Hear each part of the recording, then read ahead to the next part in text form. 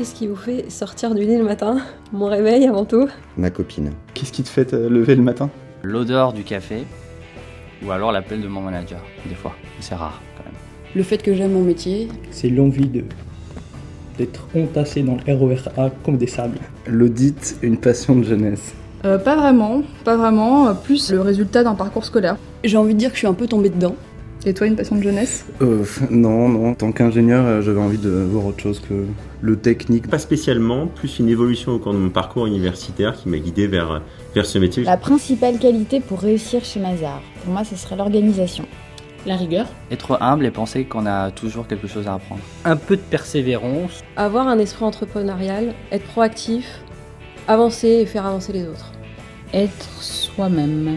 Ne pas hésiter à mettre les mains dans le cambouis. Pour moi, la principale qualité, ça va être un très bon relationnel. J'ai l'ouverture d'esprit et sociabilité aussi.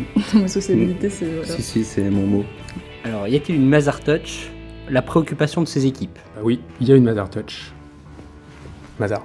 Il y a des ingénieurs, des gens d'école de commerce, des universitaires. Malgré tout, on sent qu'il y a quelque chose qui fédère un peu tout ça.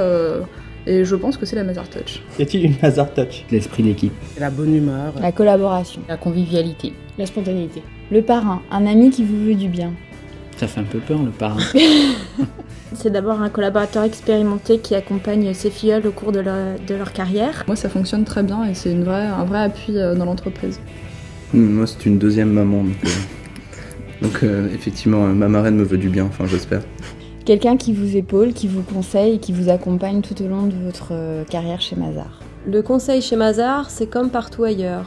Non, parce qu'il y a le conseil certes, mais il y a aussi une collaboration très étroite avec les autres lignes de métier du cabinet, de manière à bénéficier d'un panel de compétences très large.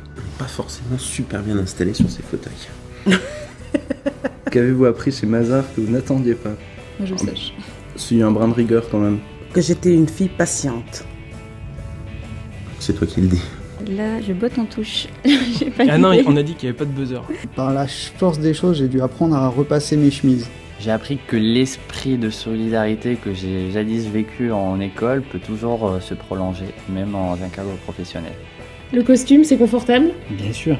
Bien moins que le jean et qu'une bonne paire de Converse. On est mieux dans son jogging, mais on s'y fait comme pour tout. C'est un peu le bleu de travail, donc au bout d'un moment, on s'y habitue. Ce qui compte, c'est pas le confort, c'est d'avoir la classe dedans. C'est beaucoup plus simple avec les filles.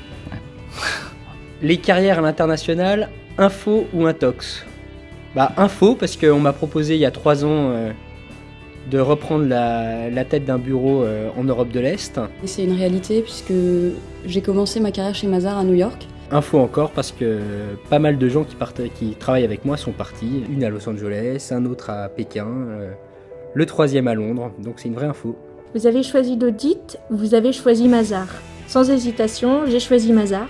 J'ai choisi l'audit dans un premier temps. Moi, j'ai choisi l'audit et après, c'était l'audit pour aller chez Mazars. Moi, je pense que si j'ai choisi Mazars, c'est une histoire d'amour entre Mazars et moi. Moi, j'ai choisi Mazars, puisque l'audit. Pour le coup, j'ai choisi Mazars parce que ça avait l'air sympa. J'ai plutôt choisi Mazars. Sans hésiter, Mazars. Mazars. Mazars.